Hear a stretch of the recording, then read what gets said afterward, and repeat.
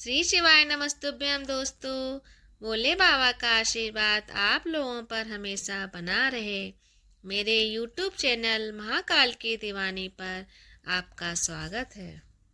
मेरी दी हुई जानकारी अगर आप लोगों को अच्छी लगे तो प्लीज़ मेरे चैनल को सब्सक्राइब कीजिए, जिससे नई नई जानकारियाँ आप लोगों को मिलती रहें। राधे राधे दोस्तों, मैं आपको महात्म अध्याय 16 सुनाने जा रही हूँ।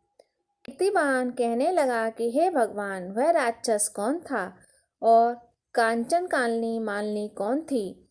उसने अपना धर्म कैसे दिया और उसके साथ कैसे हुआ? हे ऋषि, अत्रि ऋषि की संतानें के सूर तथा कथा सुनाकर मेरा कौतूहल दूर कीजिए। तब दत्तात्रेय जी कहने लगे कि हे राजन, इस पुरातन विचित्र इतिहास को सुनो। कंचन मालिनी नाम की एक सुंदर अप्सरा थी, जो माघ मास में प्रयाग में स्नान करके कैलाश पर जा रही थी। तब उसको मार्ग में जाते हुए हिमालय के कुंज से एक धीर राक्षस ने देखा।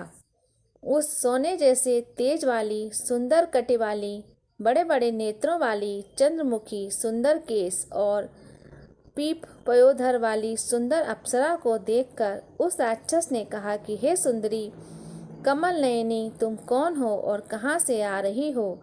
तुम्हारे वस्त्र और बेड़ी भीगी हुई क्यों हैं?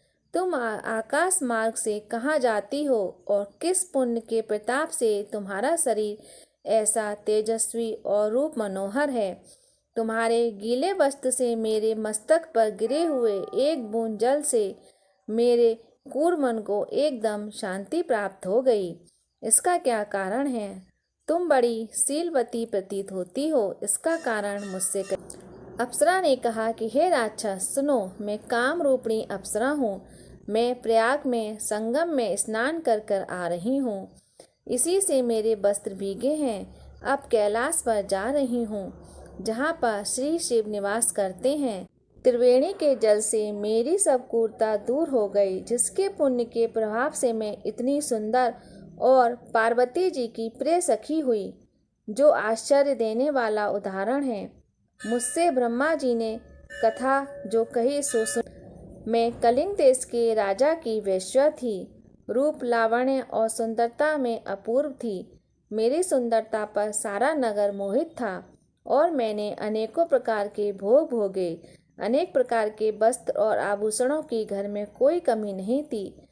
कमी कामी पुरुष आपस में स्पर्धा से ही मृत्यु को प्राप्त हो गए। इस तरह उस नगर में बड़ी सुंदरता से यौवन व्यतीत हुआ और अब मैं वृद्धावस्था को प्राप्त हो गई। तब मेरे मन में विचार उत्पन्न हुआ कि मैंने अपनी सारी आयु पापों में ही व्यतीत कर दी। धर्म का कोई कार्य, ज्ञान, तप, यज्ञ नहीं किया।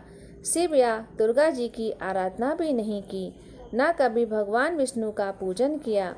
इस प्रकार अशांत चित्त से मैंने एक ब्राह्मण की शरण ली, जो वेदों का ज्ञाता और ब्रह्मनिष्ठ था। मैंने उससे पूछा कि मेरा निस्तार किस प्रकार हो सकता है।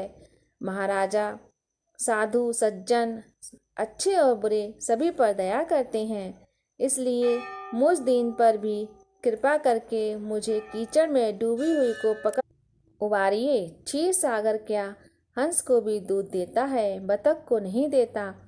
तब जब ब्राह्मण राजा का पुरोहित इन सब बातों को सुनकर मुझ पर दया करके कहने लगा कि तू ब्रह्मा के क्षेत्र प्रयाग में जाकर माघ स्नान में त्रिवेणी संगम में स्नान कर, परंतु मन में अशुभ क्रिया का विचार नहीं करना चाहिए। पापों के नाश के लिए महर्षियों ने तीर्थ स्थान से अधिक और कोई प्रायश्चित नहीं बतलाया। प्रयाग में स्नान करने से तू अवश्य पवित्र होकर स्वर्ग को जाएगी। हे भामिनी, पुराने समय में गौतम ऋषि की स्त्री को देखकर इंद्र ने काम के वशीभूत होकर कपट वेश में उसके साथ भोग किया था, इसलिए ऋषि द्वारा श्राप दिया गया और उसका शरीर अत्यंत लज्जा युक्त हजारों भगों वाला हो गया। तब इंद्र नीचा मुंह करके अपने पाप कर्म की बुराइयां करने लगा। मेरु पर्वत के शिखर पर स्वच्छ जल वाले सरोवर पर एक स्वर्ण कमल से भरे हुए कोटर में घुस गया और अपने पाप को धिक्कारता हुआ कामदेव की बुराई करने लगा कि यह सब पापों का मूल है। इसके ही वशीभूत होकर मनुष्य नरक में जाते हैं और अपने धर्म, कीर्ति, यश और धैर्य का नाश करते हैं। इंद्र ऐसा सोच रहा था, सो इंद्र के बिना सारा देवलोक शोभाहीन हो गया। तब देवता, गंधर्व, किन्नर, लोकपाल इंद्राणी के सहित बृहस्पति जी से जाकर पूछने लगे कि महाराज इंद्र के न रहने से स्वर्ग ऐसा शोभाहीन हो गया है जैसे सतपुत्र के बिना श्रेष्ठ कुल। इसलिए स्वर्ग की शोभा के लिए कोई क्रिया सोचिए। इस विषय में देर नहीं लगानी चाहिए। तब बृहस्पति जी के कहने लगे कि इंद्र ने बिना सोचे विचारे जो कर्म किया है उसका फल भोग रहा है, सो वह कहाँ है, मैं ये सब जानता हूँ। फिर गुरुजी ने सबको साथ लेकर स्वर कमलों से युक्त बड़े सरोवर में इंद्र को देखा, जिसका मुख मलिन और आंखें बंद थीं। तब इंद्र ने बृहस्पति जी के चरणों को पकड़कर कहा कि इस पाप से उद्धार करके आप मेरी रक्षा कीजिए। तब बृहस्पति जी ने इंद्र से कहा कि प्रयाग में स्नान करने से ही तुम पाप मुक्त हो जाओगे।